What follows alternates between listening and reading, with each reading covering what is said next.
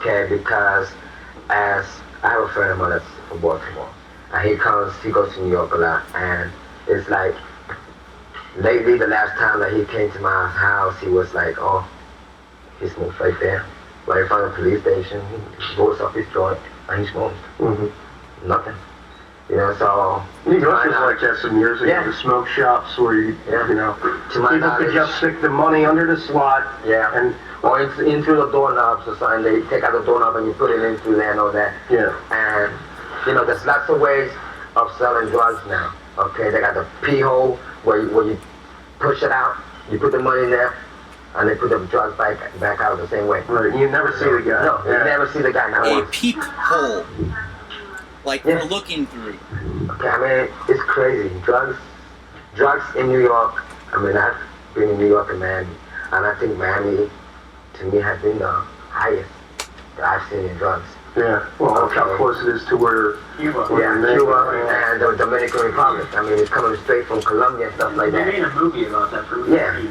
Well, what do you think? Did you ever hear this idea that maybe the Bush and Reagan administration are involved in importing this product? I would not doubt it. I would have doubt it. Hey. I mean, there's millions that are being manufactured, millions of dollars of a product being manufactured. And this is the capital of capitalism. This is the New World Order, money. Okay, so don't you think that the government might want to be involved and get a little piece of the action?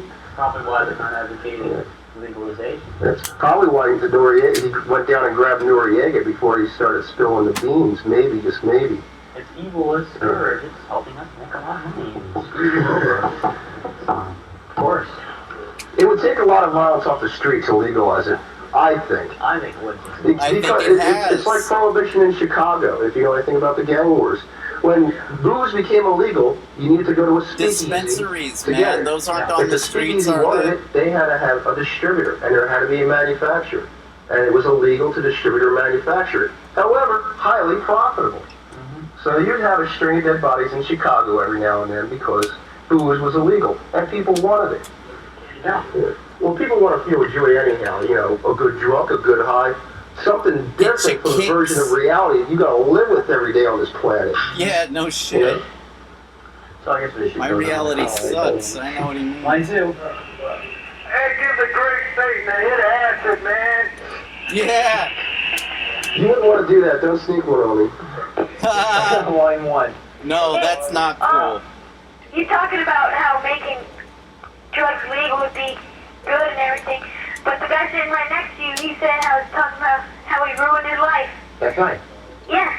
It ain't. I don't want drugs legalized. Okay, I'm against what he says.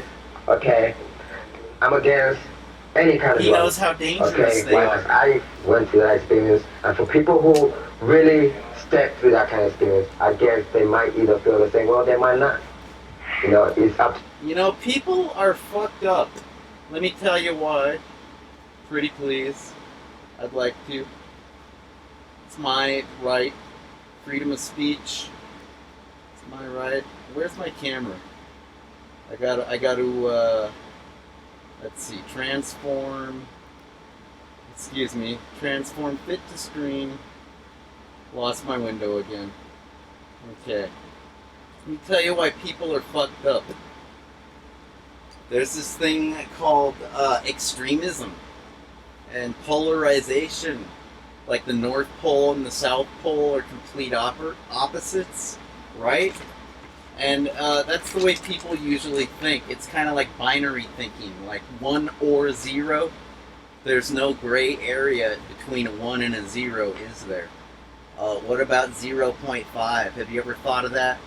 There's about 1 million states in between 1 and 0. And what about polarity, the North Pole and South Pole? There's about an infinite amount of things in between those two Arctic regions, aren't there? Right? What about politics? The left and the right? Same difference. There's 1 million shades of gray. And I'm not talking about, you know. And so what? Well, when it comes to things like control and legalization and contraband, when it comes to things, inanimate objects, whether they are consumed or used, you know, it's like people don't have any context when they talk about things. I like to use the analogy of a little kid and a parent and a cookie jar. Alright? The cookie is not illegal.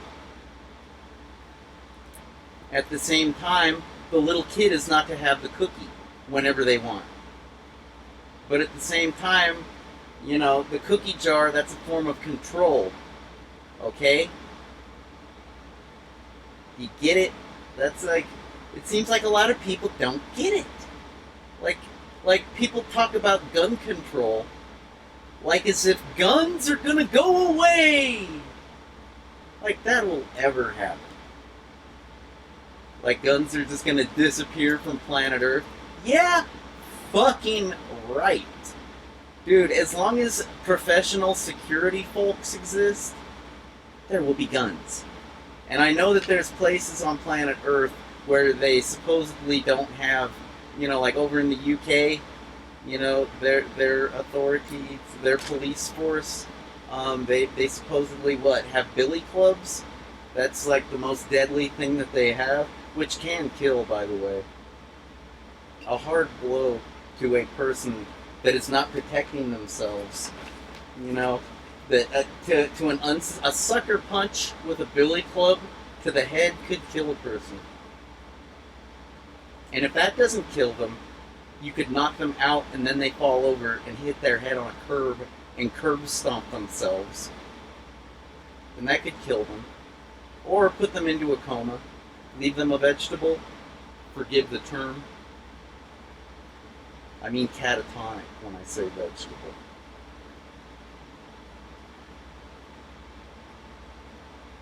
It's like, the dialogue is all about guns and gun control. And people have got it all wrong. It's about violence and violence control. You know? A human fist, a billy club, a knife. You ever play video games, people? You can use a lot of things to kill. And you know, it's not a... Video games are not Looney Tunes I mean, they can be. But I'd say that the depictions and reenactments in video games are oftentimes very true to life on purpose. You know, the realism, it's something that a hardcore gamer seeks in their titles. They want ultra-realistic graphics, ultra-realistic sounds, ultra-realistic effects. Like if something's on the right, you hear it out of your right speaker. You know, that kind of a thing. Surround sound. Virtual reality. Ultra-realism.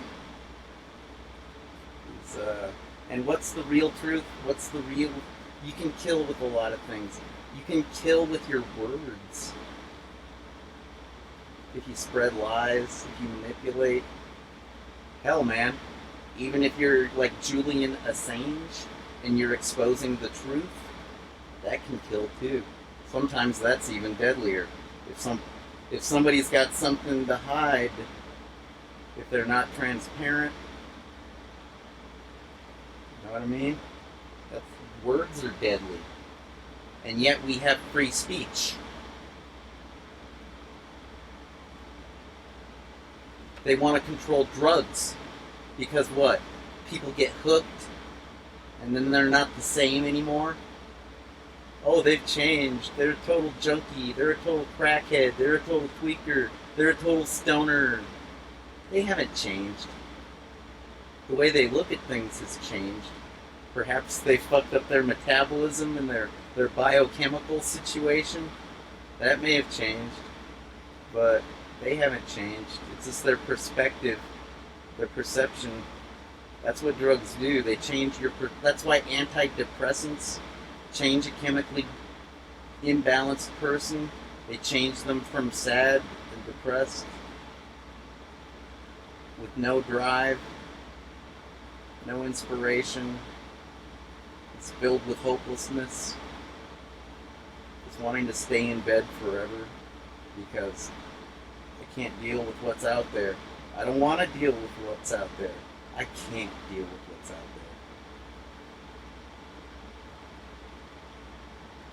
there. And yeah, that's exactly what a drug like an antidepressant, an anticonvulsant does, is it takes a person like that and makes them act like everything's okay. It changes their perspective.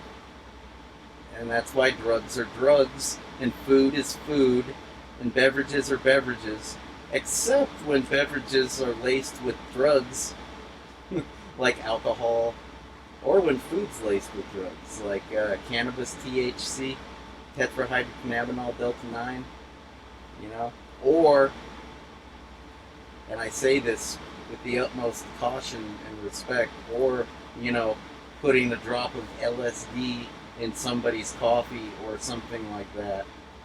Dosing somebody when they don't know. Like, I've been dosed. Yeah, I told you about the cookies when I met my drummer in Michigan at the birthday party after the show. Yeah, but I wasn't dosed behind my back. I said, give me one of those fucking cookies! I'm hungry! I want to trip balls! I want to see a Technicolor rainbow! I want my cartoons on the television to come to life. You know? Because my reality has become horrible, even though I'm living the American dream. I'm engaged to be married. I have a full-time job doing the thing I love. Programming. I'm a developer that's paid. I'm living in a nice house. You know? I'm basically doing great. I'm on tour with my band even. My job is so lenient and so great that I can go on tour for weeks at a time, and it's just considered time off, extended time off. They needed me. I was underpaid. They weren't going to get anybody as cheap as they were getting me.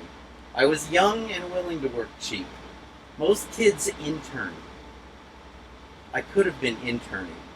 So working on the cheap, I went from minimum wage, which was like it had just gone from like $5, $5.15 to like $7, like minimum wage.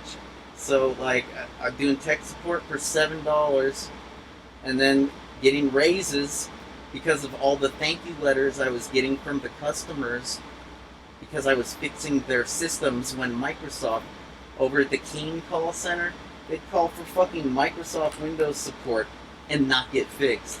When they got JJ here at the river, how can I take your call? I fixed them. Because I cared and because I knew how. It's really sad when you're talking to a grandma that can't get on the internet and look at pictures in her email inbox from other grandkids and family. That's a very isolated and alone feeling, and I don't want people to feel that way. Not even the elderly, especially the elderly. They're the most vulnerable to that kind of thing. And so what? Dude, it all just relates back to different levels of thinking. People just fucking trip me out. Because I never know if their viewpoint is based in reality or some polarized version of it. And that's exactly what the control relates to. It's like, you can own a gun. I own several handguns. I'd like to get a semi-automatic rifle, like an AK or an AR or whatever. I'd like to get a shotgun, like 12 gauge, preferably. You know? I'd like to get a goddamn sniper rifle. What would I snipe? Tin cans! Or maybe like posters. I got a stack of posters this tall from when I did a buckle your safety belt, click it or kick it. This wasn't even click it or kick it. This was buckle your safety belt because it might cost you your child's life. And I was like, you know, and they're showing a rolled over car. It's real ominous. I got a stack of those posters still. I think I'd like to take those out for some target practice because they're never going to get used for anything. I'm not going to go post them around town. Like, give me a break, man. I got a broken back. Cut me some slack.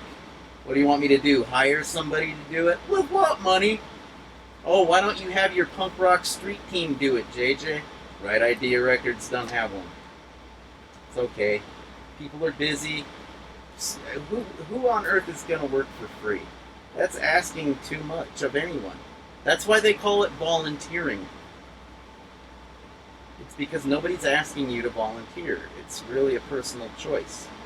Of course, it helps if the volunteer knows that there are volunteer opportunities for them in this community, wherever it may be. But, you know, how could you ever ask anyone to work for free? That's crazy, right? And for that matter, how could you ever, you know, I'm just real anti-exploitation. I'm really, really anti-greed. You know, I know that there are corporations out there these days that claim to be of social benefit, and I think maybe they might be. Like, more on that maybe in a second. I'm talking like Virgin and Sir Richard Branson, and like there's this one website where they're talking about things. I posted it I was looking at it the other day when I posted a tweet about the Smithsonian Museum up in is it the Smithsonian? Oh no, National Geographic, excuse me. There's a National Geographic discussion coming up in Mesa. And yeah, that was a few days ago. But, you know, it's just, you can have gun control, and it doesn't mean the end of guns, as you know it.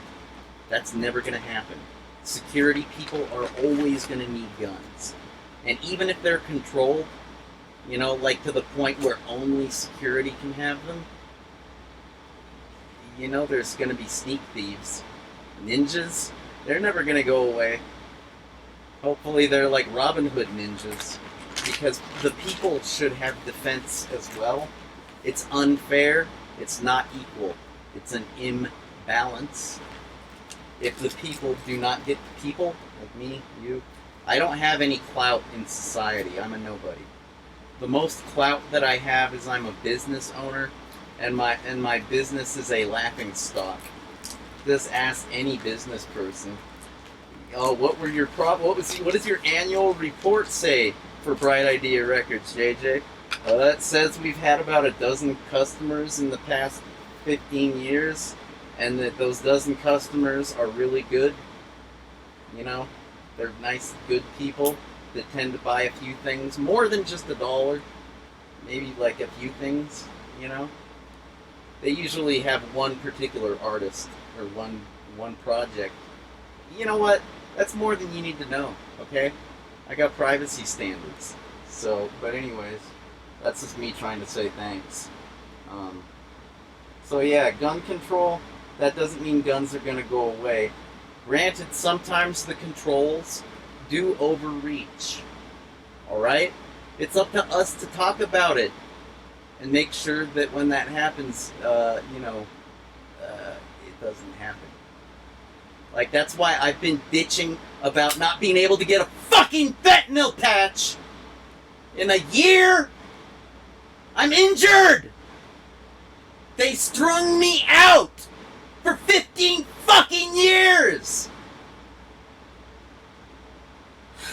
It's ridiculous. And you know what's even more ridiculous is what I had to go through for those 15 years to get my pain control medication. Pissing in a cup? Like, every month? You ever have a cute girl hand you a cup? Yeah, it's usually a drink, like a bartender. You ever have a cute girl give you a cup to piss in?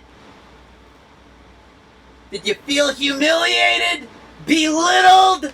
Disrespected? Like your injury and the people that died mean nothing and have no context whatsoever? I try to look my best in front of cute girls. It's kind of hard to look your best when it's like, oh, I'll get you my urine in a second. I know they're professionals and they don't care. To them, a cup of urine is like a cup of coffee. They see several dozen a day. I don't care! Because I'm a person! And I don't keep cups of piss around. I wrote a song about pissing in a bottle one time. And drug control, just like gun control. Same fucking slippery slope, you know? It's like marijuana, cannabis, legalized. Ha! I think not. You know, you people are so smug as you hit your bongs. But knowing full well that the shit is overtaxed. That's the only reason it got legalized to begin with. Is because the power structure could profit off of it. But if it was treated like a real medication, it would be covered by insurance. Like any other medication. On top of that, you wouldn't have to pay a fee to get a goddamn license. You think I needed a license to become a fentanyl addict? All I needed was an injury. And I went for years in pain, trying everything, every alternative, every form of therapy, every pain control thing I could, aside from opiates. It was a so-called last resort. And it was after I'd already given up on going to the University of Arizona and becoming a wildcat. And I told you all about my bad neck. Broke my fucking heart. I had a full scholarship, man. $5,000. I was taking low-level, like entry-level computer programming classes, like 101 stuff, but it was with Java. Okay, that was the language, and it was a well-taught class. And then there was another class that was considered introductory machine language, you know? And it was talking about every architecture, like ARM, PowerPC, RISC, you know, traditional x86, 32-bit, 64-bit, even a little bit about like 6502s and 68,000Ks, you know, the 6830s and 40s, you know, all the different architectures. The machine language is like, it has its nuances. Not to mention that, but I had that stupid Western civilization class where they're trying to tell me how to interpret my reality. Like, it's like, you know, I'll take this with a grain of salt and I'll do my best to get an A, but I really don't give a fuck what you have to say about human history, our social developments. I'm going to respect who I respect. I respect Amadeus Mozart, you know, I respect Leonardo da Vinci, and I respect that Arab dude that invented algebra, or girl, I don't fucking know, but I know some Arab invented algebra, and I respect that person. I respect Geronimo, the Apache warrior and freedom fighter that made a lot of trouble for the invading interests, you know. I look up to Tony Hawk, and he's not even dead. He's still here. He's done more for skateboarding than anybody else I can think of. Granted, there are plenty of skateboarders that I respect. Hell, 3 of them off the top of my head: Christian Hosoi, Bill Danforth, Eddie Radigi. Not only them, but hey, you already know Tom Penny and Jeff Rowley. So like Jeremy Klein. Hello, Willie Santos? Fuck, man. Need I go on? I'd kind of like to. This is a more fun topic.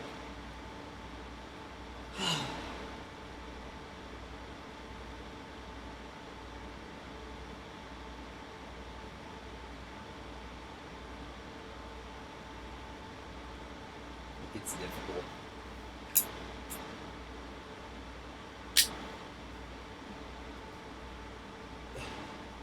I don't know if this is true or not, but like I have a feeling that once a person develops post-traumatic stress with regards to a certain trigger, you know, whatever gave him PTSD in the first place, because it's shell shock. You've heard of shell shock, right?